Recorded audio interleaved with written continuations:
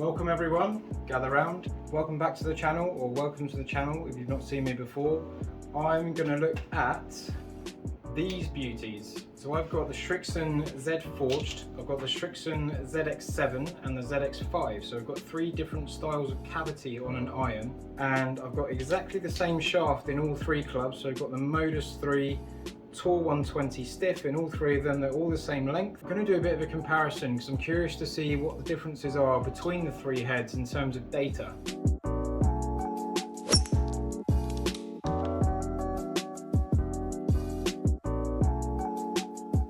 We've got more weight in the ZX5, and it's got a bit more of an insert here that's going to be a bit more springy on the face because the face is thinner. This is a solid metal on the ZX7, all one piece of metal, so there's no extra bits added in. And the Z Forged is just a nice, clean, slim club. So the theory I've always run by is when you've got the bigger, chunkier clubs, there's more weight at the bottom of the club. So with more weight at the base of the club, the weight's underneath the golf ball and it helps lift the ball higher. When you do that, the ball goes higher with less spin because the weight's underneath the ball. When you go to more bladed clubs like the Z Forged, the weight's higher up because there's less at the bottom. So the more bladed the club, the lower launch, the higher the spin. So I want to test that theory and see what it does in reality with these lovely Srixon irons. I've already hit some shots with each club, and then right at the end of the test, I've hit the Taylormade P790. So this by all means is a very, very popular club. Hollow head construction, slightly thinner face with that speed foam in there just to help that face spring and launch the ball with a bit more meat. So I kind of wanted to see which of these irons match the P790 the best and go from there really. Data wise so far, I'm going to hit the Z Forged while I talk. So data wise so far, there are some incremental changes in performance between the clubs that I would expect. So there's one that I wouldn't expect, which is the spin rate, but that could be because I've got a relatively small pool of data. But it's no surprise to me that the ZX5 is the lowest spinning of the three clubs, because there is that extra weight at the base.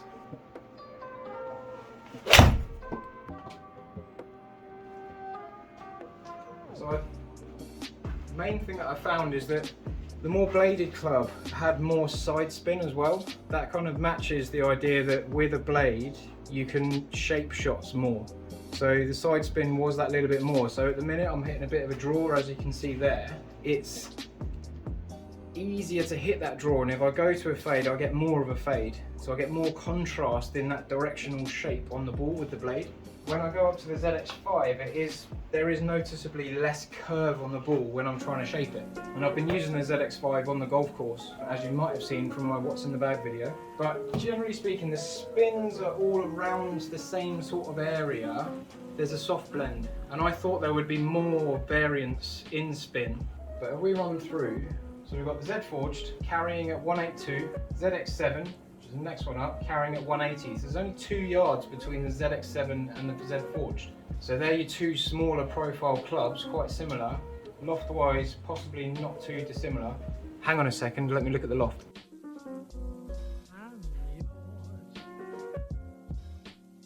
So both of these clubs, the slimmer profile clubs, both measure at exactly the same loft. That's a true reflection of how that weight has changed flight. So by comparison, the ZX7's actually launched ever so slightly lower by 0.3 degrees, and it's spun slightly more, so I actually didn't get as much spin with the blade. Again, bigger pool of data might expose slightly different numbers, but they're fairly tight to each other. Blade average is 5,806 spin against 6,100. So it's 300 revolutions different. Not too much, not as much as I would have thought. Now the ZX5 spin rate was quite a bit less than that. The ZX5 was 5,500. So just dropping down into that sort of other spectrum. Ideally, I'd actually be looking for about 6,500 spin. I want extra spin because when you get that, you tend to get more consistent landing area with the club. The ZX7 at 180 carry varied 3 yards. The blade also varied 3 yards at 182. Quite similar. The blade went that little bit further, maybe because it spun slightly less. Again, bigger pool of data, I've got a bit more similar. But I didn't feel like I was losing any forgiveness between the two clubs. The main thing is that I got more shape and more curve with the blade sideways. And when we go to the ZX5, we had quite consistent carry as well. It only varied 3 yards, but it was up at 188. A little bit faster off the face, a little bit less spin. So faster, lower spin, and it's cut through the air and travelled a little bit more efficiently for distance. But ideally, that isn't enough spin for me to hold onto a green, so I'd be going more towards these ones in an ideal world to get that little bit more grab. And when we look at the P790, the P790's spin averaged at 5,194. So the Taylormade spin was much lower, and that's a general trend that I see with the P790, so you've got to watch the spin rate on them. The variance was a touch more at 4 yards with the Taylormade, so there's a bit more variance. It's a little bit hotter and colder. Because there's less spin, it's bouncing and not going as consistently as I would like in an ideal world. And there was a little bit more spread, but it more compares at 189 yards. It definitely compares better with the ZX5. So the Taylormade P790 and the ZX5 were a lot closer matched data-wise in terms of ball speed, spin rate, but the Taylormade was that little bit lower spinning, but also had the curve, to be fair. So the variance in side spin between the two, the ZX5 varied 286 and the Taylormade varied 579, so just a little bit more spread. Now, when we're looking at this, having the same shaft in all 3 heads and having subtle changes in spin, I'm just going to hit the ZX7 with a completely different shaft and see how much the spin changes, to see if it changed more than changing the head. Because I kind of want to get a feel for what changes data more. And while I'm doing fittings for people, if I'm getting data that I don't like and I want to manipulate it, I want to know whether changing the head or changing the shaft is going to be the first place to get a bigger difference.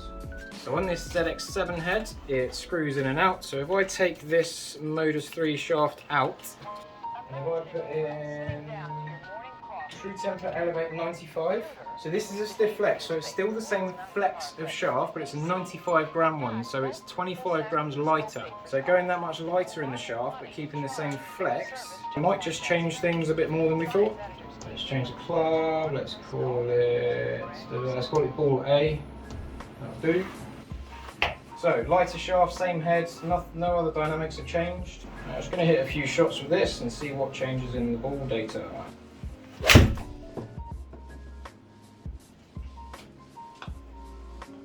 Similar sort of carry, 180. Be interesting to see the peak height, the highest point the ball reached. So the blade in the ZX7 were considerably lower than the ZX5. So the ZX5 had a higher peak height and a higher overall airborne presence. So on a windy day that's not as good, but if you struggle hitting the ball lower, something like the ZX5 is just that little bit more, has that little bit more lift. Heavy, 174, 6,000 spin. So I hit it heavy and it still spun 6,000. That's quite nice. Nice and straight. 1.2 yards off the line. Maybe I need lighter shafts. So I've been in the studio for just over 6 months and it's quite nice actually. But stock is growing, selling more stuff, doing more lessons. Getting more ideas for videos. That's slightly heavy again.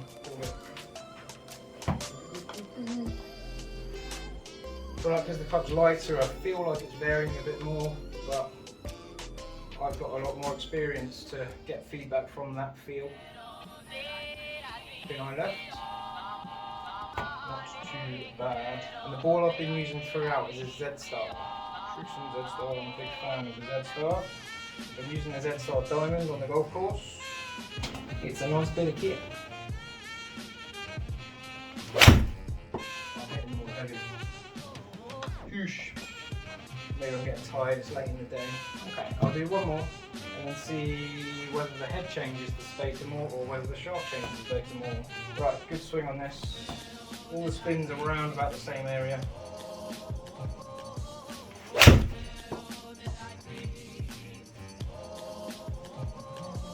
Less flicky on that, 6,200. Similar sort of carry. Right, so data-wise, We have 177, slightly shorter, a bit more variance, 4 yards, and spin rate 5,900. So how does that compare to the first ZX7? It's within 200. Peak height originally, so the peak height 41 against 42, quite similar. 177. What's changing there? Ball speed. Ball speed's well down. Ball speed's down, could be because I hit the ball a little bit heavy on a few shots, so that will just slow the ball down a touch. That's not actually changed as much as I thought. Just the variance. Ball speed 3.2. Yeah, so the ball speed consistency was tighter with the original shaft, okay, the Modus 120. Spin rate a little bit more, so it spun less with a softer, lighter shaft. Well, it spun less with a lighter shaft, it's not necessarily softer. So it's gone slightly shorter, it spun slightly less, it launched higher, 21 degrees. Yeah, so it's gone 2 degrees higher in that initial launch. So the lighter shaft launched higher with slightly less spin. And the ball speed was a little bit slower, maybe because of the strike. The peak height is only 1 yard difference, so no difference there. So we're changing lots of factors in the golf clubs, we're changing the heads, we're changing the shafts. Is it me as a golfer that produces those numbers, or is it the clubs that are changing those numbers? I do tend to find that if I'm teaching someone and they're not sure about their club, we test the club, we try a different shaft, we try a different head. Ultimately, if I change the technique of a golfer, the technique changes the data more than a club does. I change a club and it's that sort of 10% fine tuning. If I change someone's technique, you get the other 80% of change that you want to change. So bear that in mind. But you might go and test some clubs out and you might pick one up and it just makes your good swings easier to repeat. Who knows? You don't know until you actually go and hit them yourself.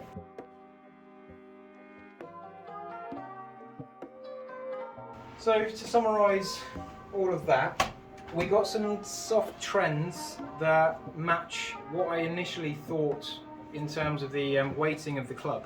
The ZX7 and the ZX4 are quite close together, and I was more consistent with the blade myself, maybe because I hit the middle of the face a little bit more often. So one of the other factors of the weighting on the club is if you hit the ball off center, if you hit the ball off the toe, ZX5, imagine this. So if you hit the ball off the toe with a ZX5, the bigger, chunkier club, there's more mass here to stop the club from twisting open and to stop the club from deviating. So if you hit it off center with a blade, there's less material in the head to stop it distorting. With the ZX5, you've got more weight there to keep it more stable on an off center hit. Ball striking is also going to come into it. Again, is your ball striking your technique? Is it how long you've played golf? There's lots of factors at play here, but if you're still watching this video, I very much appreciate it. Not as much change in data overall than I would have thought. The characteristics of the club just change enough for me to notice and see in the numbers where the ZX5 is hotter off the face, faster, lands a bit further up, slightly lower spin because of where the weight is. The more bladed club was a bit more consistent in how it launched, it was easier to shape the ball. But if you hit the ball off center, you want to go more towards the bigger, chunkier clubs. If you hit the ball in the middle more often, you want to go more towards the blades. And I think that blades these days, like the Z4s and like the PXG 0211, the blade version of that, they're a lot more forgiving than they used to be. Like, you pick out this bad boy, this one iron blade, that is a proper blade, that is hard to hit. I wouldn't expect to strike this well if I just pick it up.